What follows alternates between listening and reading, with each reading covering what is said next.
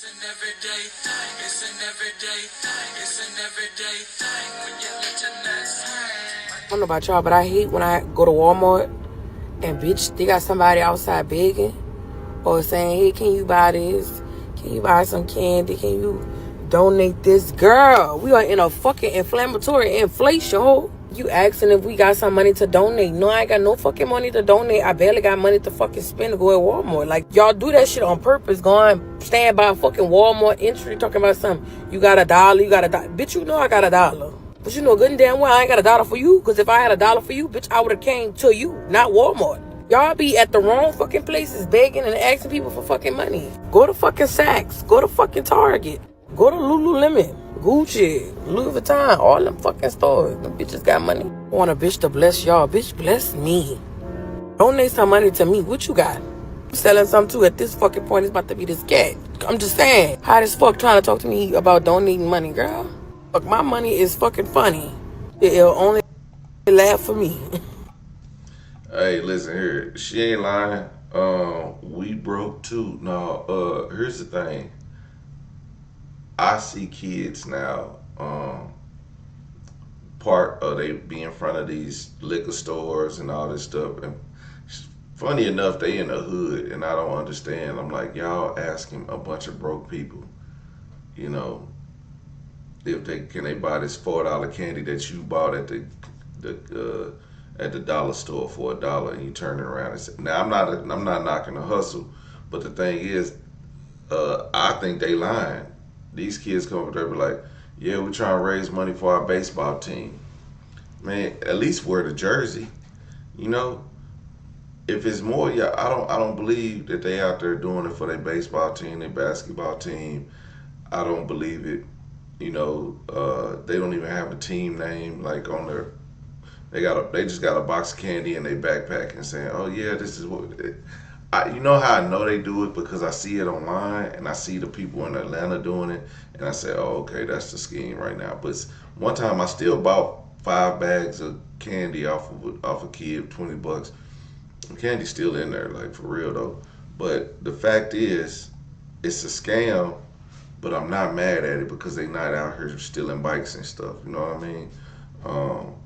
But then you got people at the grocery store, you know, the selling pies and cakes. Matter of fact, I bought a couple pies the other day. I think they were $2.50, $3.50 each or whatever like that. I still bought it. It's the little round pies like that, not even that big. $3.50 just to support pies still sitting in there.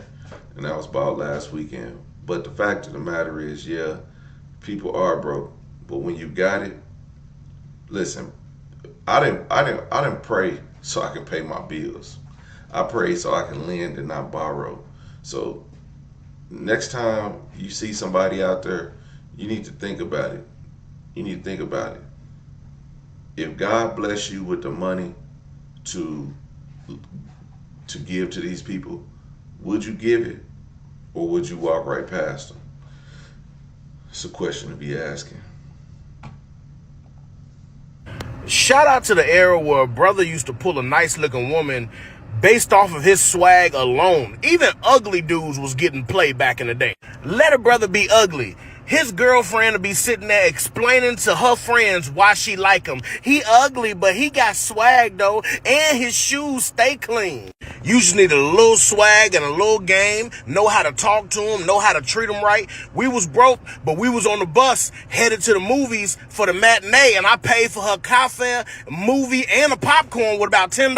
Shout out to the era when the women didn't mind paying when I accidentally left my wallet at home. Shout out to the era where the women didn't mind giving you gas money just so you can come see her. Heading to the beach, got a little bit of gas, ain't got no money. We out there looking at the waves, licking the same ice cream cone. I say all that to say, I don't understand how I dated my wife during that era, and now all of a sudden she got standards.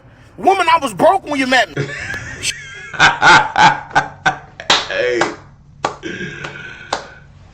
But hey, you know what?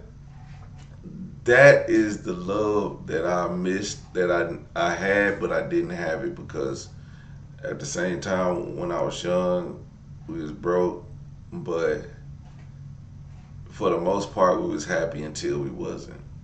You know what I mean? We was happy that we got us apartment. We had our kid. We was doing our thing, and then you know, at some point, friends is one of the main reasons why that went bad. We was young. We had all our friends over our house all the time.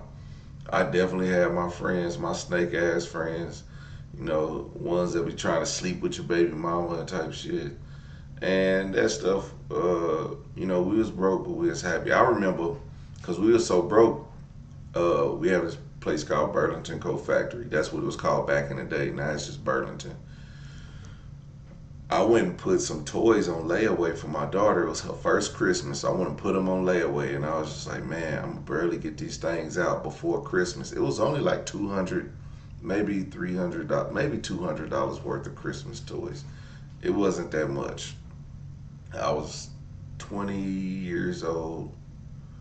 I was 21, or maybe 21 years old. And I was 21 years old, and so I had about 200 in there. I was paying it off. When I get my paycheck every week, I go put $30 or $40. I was like, yeah, I'm gonna have this out by Christmas. No doubt I have it out by Christmas. But I was broke. And I think I was making like $200 every week, like after taxes and shit. So I was working at a gas station, and somebody went in the restroom and they took a dump. And after you in there for so long, the lights go out. So the lights went out. This guy just wiped his ass and left out. Maybe washed his hands. Wait, the lights came on, but he just left out. Boom, gone. I went in there right after. Somebody was like, oh, the restroom smells horrible. So I went in there. I was like, oh man, I gotta clean this mug up. It was like paper, it was like tissue everywhere. So looked on the floor. It was a wad of cash. Mind you, it was Friday. It was a wad of cash on the floor. I was like, hell yeah, I put that in my pocket, flushed the toilet, cleaned up the restroom, got out of there. About 30 minutes later, dude came back in there. Man, I lost my wallet on the ground. He didn't lose a wallet. And did anybody turn in a wallet? I was like, nah. And, he knew he left that restroom a mess. He knew he left that restroom a mess, and he was mad because he left it a mess and he didn't flush or nothing, and he left his wallet, his money fell out his pocket. So now he really upset. I'm like, man, nah. I said the person who cleaned just left for the day. He was like, damn, I know he got it, but he said, can you call him and ask him? I said, man, I'm not gonna call him. I don't think he got a cell phone. I think this was we still had house phones back then. But yeah, he was out of that. But it is what it is. You should have flushed, brother. You should have flushed. But anyway, we was broke, but we was happy, and I made Christmas happen that year for my daughter's first Christmas. Thanks to that guy who didn't flush.